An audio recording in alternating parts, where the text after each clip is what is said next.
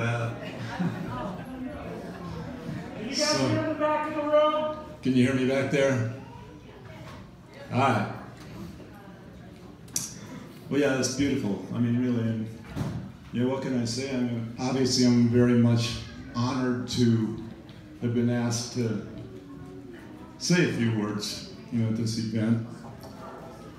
And, you know, when I first came up, you know, I said, you know, I mean, say a few words about, you know, how wonderful Terry was, you know, the greatest person in the whole world, all that kind of stuff, and yada, yada, yada. So I thought, well, all right, you know, that makes sense. I guess it's his event. But, you know, maybe it's a good opportunity to, you know, see who is that man behind the curtain anyway. And, I mean, after all, you know, I mean, he would think that way. There's no doubt about it. And anyway, not to try to get a last laugh, because, I mean, he'd always have one more. But anyway, so as difficult as it was going to be, I mean, I wanted to, you know, look at it a little bit of a different way. So I sat down and tried to go through the memory banks, which obviously is not as easy as it used to be. But, so I decided to do this. Pardon me? You're chewing gum. Oh.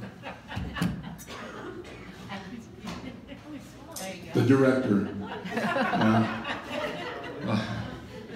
There's always directing going on. I guess, you know, first and foremost, I mean, because I was allowed to be up here, I guess, you know, I feel there's a number of us here and some who are no longer here who've been very lucky to have been part of a very, you know, unique family of friends. You know, and Terry, you know, as everybody said, I mean, he was kind of the dad of this whole bunch. And so I'm up here speaking today kind of simply as a representative of a lot of you guys, really. But, you know, in most of the memories, you know, that I share or that I have with Terry, you know, the events and occasions, you know, they're the same ones you guys got too. And, you know, they've all been defined by our relationship with Terry and together. Anyway, so I tried to go back and think of a few things, and I thought, well, how else can I honor Terry? So I said, I'll make a list. And I don't make lists, but Terry certainly did. He was always making lists. I mean, you know, he'd take, you know, jars of nuts and bolts and sit down and, you know, count them and make lists of how many he had. I mean, I'll tell you, you know, the guy went through more yellow legal pads than probably a 10, you know, person law firm. Anyway, so I broke things down a little bit, just, you know, to help my memory process. And, you know, there's no secret. I mean, it all comes down to, you know, Snowdown, you know, the different parts of Snowdown, you know. So, you know, the board and you know, meetings on the board, you know, the events, follies for sure, the B&Bs, you know, the board retreats we used to have, and all those things we not only don't remember, but probably don't want to remember. There are a few places where we went and they don't want to remember us either. Anyway, and so, you know, like Powell was a natural thing. It was kind of a banishment, I think, just to get us all away from civilization. That's right, they were hoping we'd go down with the drain, you know. But anyway, so Lake Powell, I mean, obviously it was part of Southeast Utah, and you know, we had boys' trips, our airport trips, our work trips. And that all started out with carp suckers. And I'm sure there's still a few carp suckers around here, and I only got in on the very end of that. I mean, I'm one who totally recognizes that Terry had many other aspects of his life or phases of his life, with a lot of fun things, with a lot of fun people that was before me. And but I benefited greatly from a lot of the things that were established by those previous people, and more so than anything, just by my subsequent relationship with Terry. But I tried to get back to my list. I tried to keep my list short, and so when you say Snowdown, you say Lake Powell, it's obviously fairly all-inclusive of life. And I think the other parts that I shared with him are parts of our lives. When he and I were just our alone time, I kind of looked at that as categories I defined as just one, which I'll explain, and riding shotgun. So again, not being a list maker, that's as far as I got. So, but as I reviewed this list and everything that was included, I came to the realization that the one common denominator in all these situations or activities and things that Terry and I used to do all the time was beer.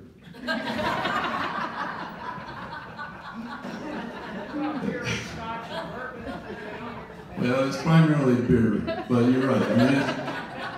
Whatever. Unfortunately, all the rest of us, Ron, we all knew Jimmy Buffett's song. It's 5 o'clock somewhere, but Terry, being true to his constitutions, I guess you would say, it had to be 5 o'clock in whatever time zone he was before he would start having his Budweiser. It always had to be Budweiser, at least most of his life. We should have got a big clue, and all of a sudden, he could drink something besides Budweiser. But anyway, I'm not telling you anything you don't all know, but Terry was obviously Mr. Snowdown, and getting involved with Snowdown and Follies at those early stages. Oh, it was formative years for not just those events, but also for all of us. And because we were spending so much time together. That was back in the days when Follies, happened for everybody every single night of the month of January. And so it got pretty intense. But anyway, that's how we all got to know each other so well, because we were spending so much time during those rehearsal times of Follies back then. And whether it was all the beer or not, we actually liked each other. And we liked each other a lot. And we're just doing good things and having fun. And there were so many friendships. It was like a friendship Big Bang thing going on.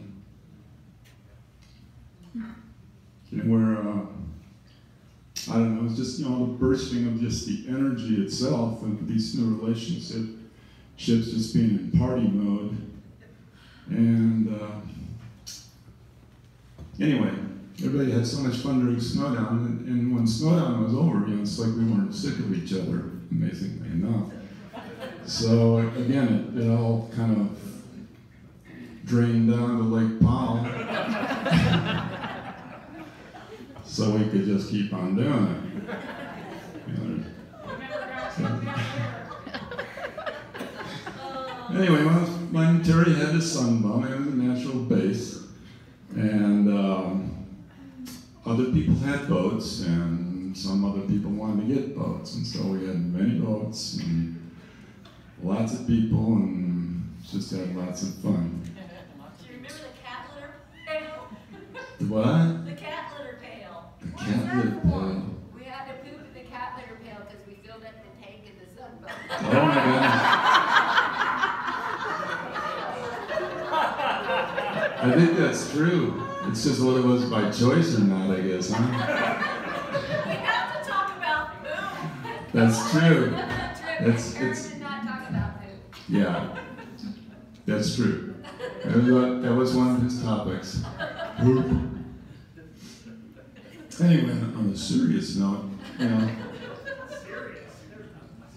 Well, I mean, this is all not Terry, and you know, he was the facilitator. You know, he was our leader. You know, but without the desire. I mean, he didn't really want to be that person. He didn't demand to be recognized. And this was, you know, whether it was in Snowdown or at Lake Powell. I mean, he was the dad, as we all said. You know, he was the captain. You know, he was the boss of the Godfather, call him what he was. But he had this gift for bringing people together. And, you know, he did that, as Amy was saying, so respectfully. You know, he had the ability to motivate people. And, you know, he could see a common goal or give everybody a common goal. And in some aspect of Snowdown or a trip to the lake, everybody just got on board. And, you know, he didn't give out orders, but he, you know, we all learned from him. And as time went on, it just became a very well-oiled machine. You know, both Snowdown and our trips to the lake.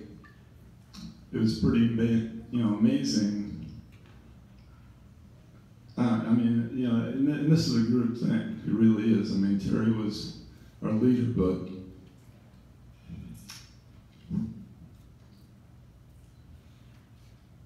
I mean, it was cool.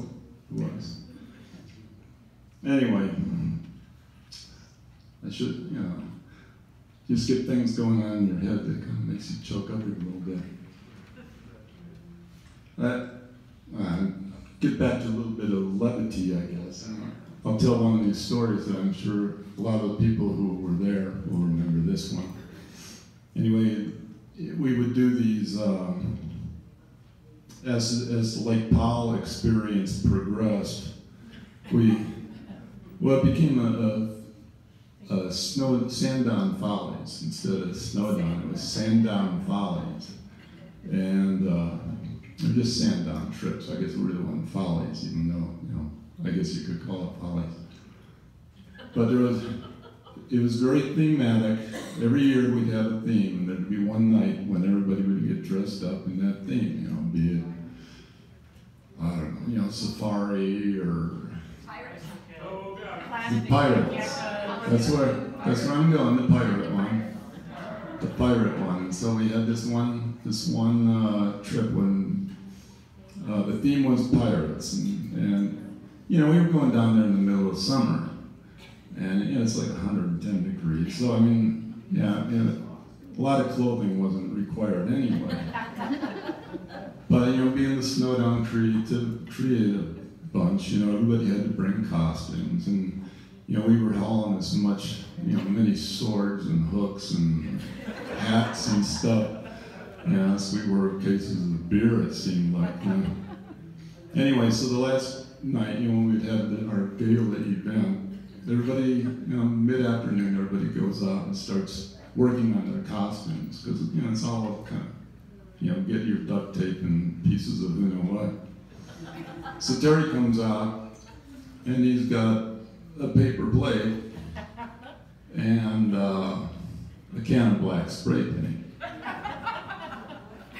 So, you know, he just goes out by himself and starts spraying this paper plate black, you know.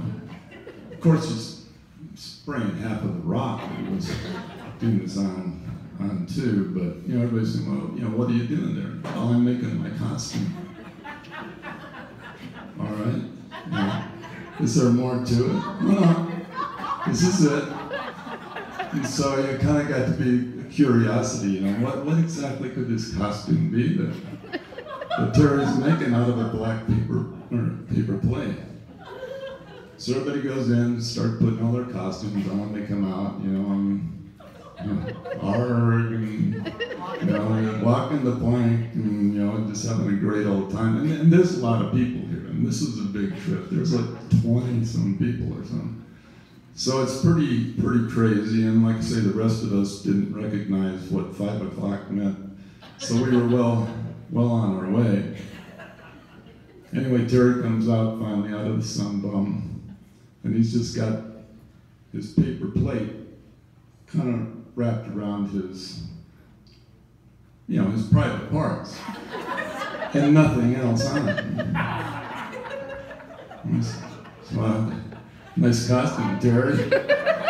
Nice costume. What is that? He said, that's me eye patch.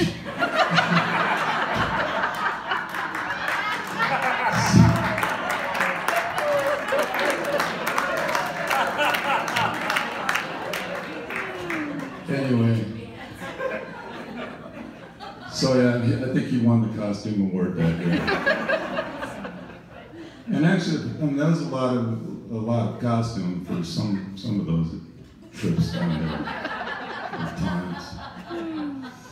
Anyway, I know I'm kind of droning on and on here. I need to get on with it here. Boring. Now, the only other things I wanted to really say about Terry, his and my relationship, it was an honor, and we got to spend a lot of time just one-on-one. And, the other two categories of my list, it was just one. And whether it was the fact that my office was downtown and only a block away from his apartment, there's probably at least 3, if not 4 or more days per week where, Terry'd call up about 4:30, and that's all I would say. It's just one. You have a question? Sure. And so he'd come wandering over, and, since it was almost 5 o'clock, it was acceptable to him. And off we'd go to, one of the local drinking establishments. And, we did this for years. And, it was just such a wonderful experience just to be able to spend all this just one-on-one time talking about whatever it might be. We could go, talk about, the limits of the universe, or just focus in on what is all that stuff on a Budweiser label.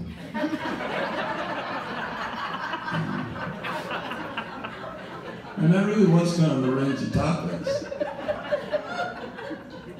So, but it was wonderful just just downtown. We always had to go someplace where they had domestic beer, of course, and at that point in time, all that funny new brew stuff just wasn't going to fly. So, but to me it was just so rewarding just to spend, obviously, the time with him. We had a good time, but just to see him interact with other people. And, the respect that he had, because he was obviously very well recognized and people knew who he was. Even though half the people who were coming up to him, he had no idea who they were. And he's like, you know who that is? And, no. If you don't, why would I?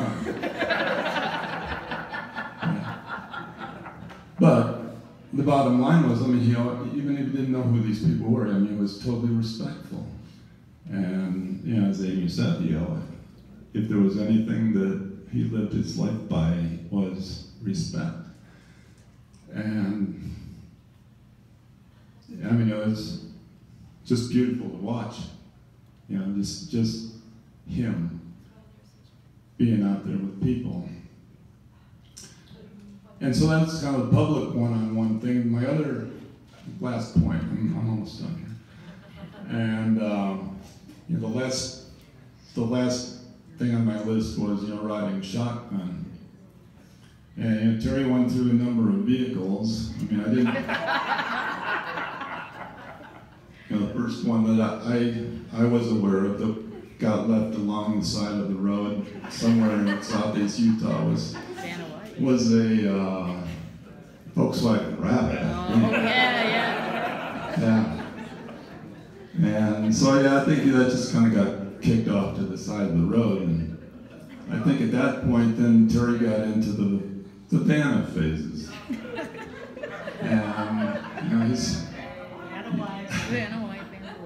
yeah, so I mean the very first one he got, and I'm not even sure where this all started, but I mean it became very much him. I mean he was totally identified with these bands. All the rest of it, and we're going down to southeast Utah, you know, which is, you know, hauling boats, and you know, there's not a lot of paved roads around there. So everybody else got trucks, four-wheel drive trucks, Jeeps, you know, SUVs. Well, you know, he gets these little soccer mom vehicles. And we're going, really? But I mean, it was totally him. You know, I mean, there was no discussing the whole thing with him. And you know, I mean, the first one was white, and it got dubbed Vanna White. It even had the vanity plates, so, Vanna White. And she went on for many years. And then she just died along the side of the road there, somewhere between Hall's Crossing and Blanding. And I think somebody pulled the radio out of that thing, otherwise it was gone. And then he got, you know, the signature Vanna Blue. And anyway, my point being is that just because of the nature of mostly the boys' trips going down there, I always got to ride with Terry. You know, somehow people always paired up, you know, Brad and Dad, and you know, Ron and Charlie, and you know, so on and so forth. And so Terry and I mean, it wasn't just when there was group boys trips. I mean, there were many times when just he and I went down there by ourselves. And it was always an adventure, you know, as Amy was saying. I mean, the conversations for sure, but, you know, we'd just be driving along, all of a sudden Terry just say, I haven't been on that road. And off you'd go. And you just never felt very comfortable about the whole thing. Because, well, it just, you know, it rained like a lot last night. But he said, you know, of course we'll be okay. And, you know, for the next hour and a half, you know, you're just panicking as you're sliding sideways. You know, I'm just wondering, we're going to, you know, slide off the edge of wherever we are. And, you know, these were in the days before cell phones, or at least cell phone service over there. So, but it was, you know, we never got stuck. Amazingly enough, we never did. I mean, he always knew what he could do and what the common sense. Well, I don't know if I'd call it that. Sense, not common sense. Yeah. But anyway, I mean, so we just had some of our greatest times just going off on all those roads. And again, whether they were group trips or just, you know, man, just Terry and myself, you know, I feel so sorry for the guys in Cortez who owned the car wash, because we'd always stop there and have to hose all the mud off, and I'm sure it clogged up the whole drainage system of the city of Cortez. Anyway, so I got it in. I mean, you know, go on and on and on. You know, when you got 30-some years of hanging out with somebody, I could go through so many stories, and everybody's got the stories. I just wanted to, you know, say what I could say. I mean, Terry,